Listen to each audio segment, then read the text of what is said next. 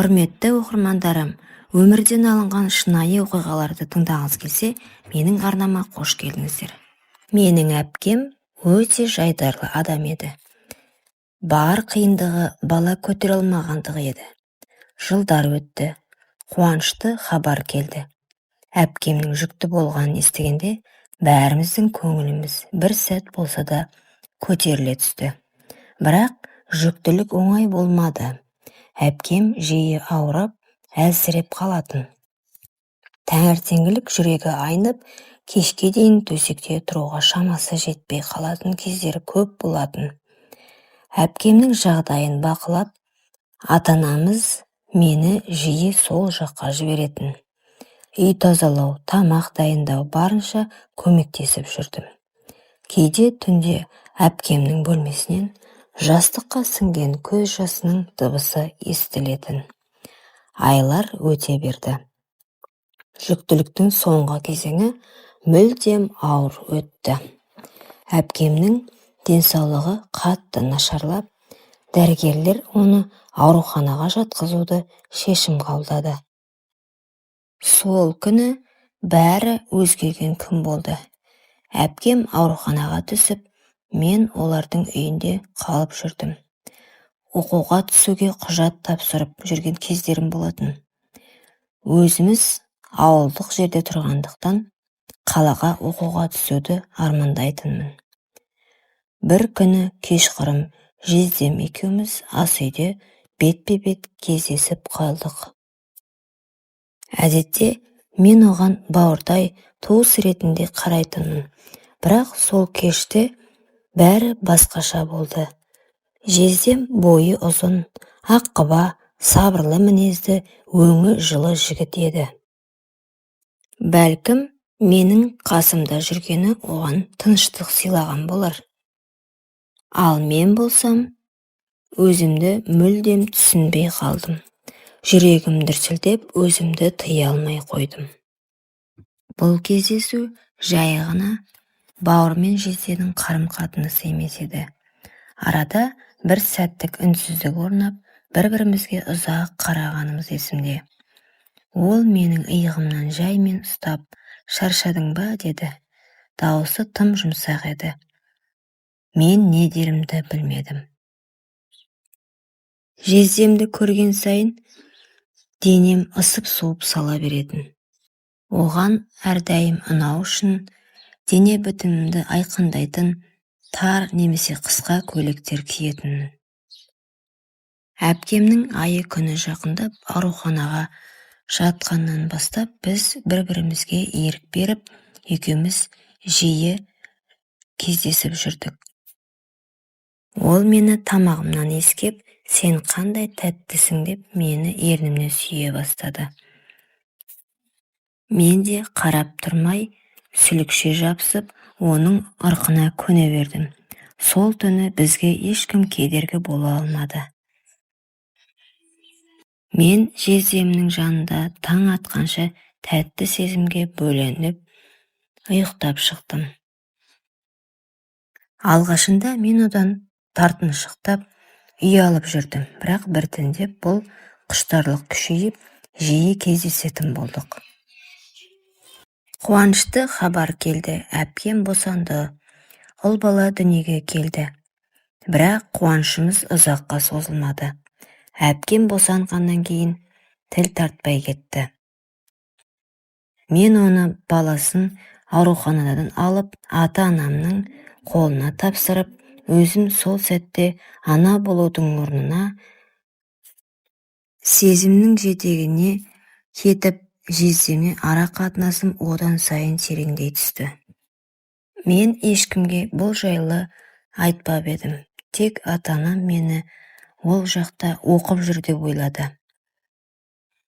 Оқуға бармау үшін куратор ағаймен бір түн өткізіп, диплом аларда барамын деп ойлап жүрген кез едім. Бір күні ата-анам бәрін білді. Әкем маған қатты ұрсып, мені өзінің ащы тілімен ренжітті. Менің қызым ешқашан бұлай болмау керек еді деп қатты ұрсты. Сол сәтте мен не істерімді білмей, жан дүниеме қайғыға тап болғандай сезіндім. Көп ұзамай өзімнің жүкті екенімді білдім. Жездем бұны естіп, есің дұрыс па, сақтанбайсың ба? Мен бұл баланың әкесі болуға дайын емеспін деп, ат-тонын ала қашып, ұялы телефонын өшіріп, байланысты үзген кезі еді. Сол күннен бастап мен өзімді жалғыз сезіндім. Аборт жасаттым. Ал жездем болса, 1 жылдан соң үйленіп кетіпті. Ал менің жатырымда инфекция пайда болып, дертке шалдықтым. Сол сәттен бастап мен өзімді жалғыз сезіне бастадым. Жүзімде сондай бұрынғыдай сұлу емес еді, және еркектердің назарын тартатындай түрімді қалмады. Өзімді өмір бақи ешкімге керек еместей сезіне бастадым. Бәлкім бұл әпкемнің рухы маған риза болмағаны болар. Сол күннен кейін мен өзімді қайта бастауға бел будым. Жоғалтатын ештеңем қалмағандай болды. Жанымда ешкім жоқ. Ата-анам теріс айналды. Әпкем де келместің кемеліне кетті. Ал жүрегімде тек өкініш пен өз-өзіме деген жиіркеніш. Қала шетінде жалға берілетін ескі жатақханадан бөлме алдым. Едені сықырлаған, терезесі сынық, пеші істемейтін. Бірақ бұл менің жаңа өмірімнің бастамасы еді. Таңертең жұмыс іздеп шығамын, кешке шаршап келіп, үнсіз түнмен сырласамын. Кейде көше тазалаушы болуға да келістім. Кейде кафе ыдыс жуып, ақшамды тиынмен жинадым. Апталар өтті, айлар өтті, ішімдегі өкініш азайған жоқ. Бірақ мен өзіммен күресуді үйрене бастадым. Бір күні қоғамдық ұйымға ерікті болуға өтініш бердім. Ол жерде жалғызбасты аналарға көмектесетін бөлім бар еді. Сон аналардың көз жасын көріп, балалардың үмітпен қараған жүзін сезініп, мен алғаш рет өзімді біреуге керек адамдай сезіндім. Сол жерден менің шынайы сауығуым басталды. Мен олармен бірге күліп, бірге жыладым. Өзімнің өмірімдегі ауыр сабақтарды басқа әйелдермен бөлістім. Біреу үйінен қуылған, біреу мен секілді қателік жіберген. Біз бір-бірімізді сөзсіз түсінгендейміз. Бір күні көмекке мұқтаж бір келіншек келді. Қасында кішкентай қызы бар.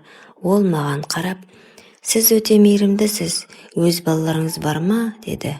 Мен сәл кідіріп жымиып жауап бердім. Жоқ, мен бұл өмірде көп нәрсе жоғалттым. Енді соларды қайтаруға тырысып жүрмін. Осы жауапты айтқанда өзімді алғаш рет жеңіл сезіндім. Мен өткеннің жазасын толық тарттым. Жүрегімде жара бар, бірақ ол енді мен емес, мен оны басқара бастадым. Бұл мені күшейтті. Ар ұжданыммен бетпе-бет келіп, жеңілген кезімде ғана адам болуға бір қадам жақындағанымды түсіндім.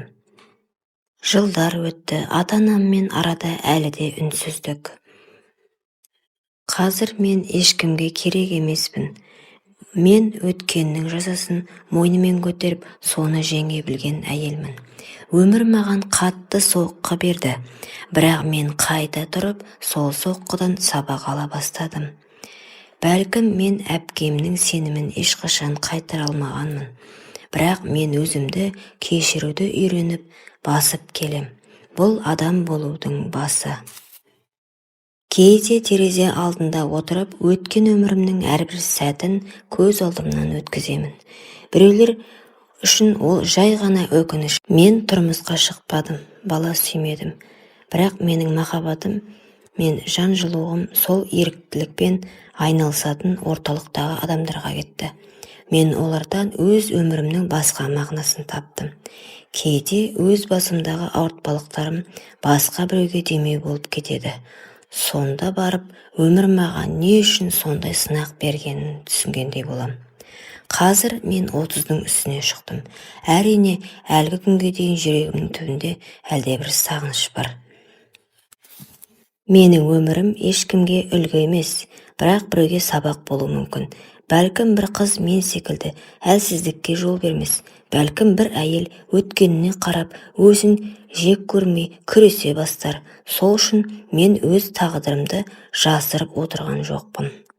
Себебі жүрек жарасы, егер оны қабылдай білсең, сенің ең үлкен күшің бола алады. Назар қойып тыңдағандарыңызға рахмет.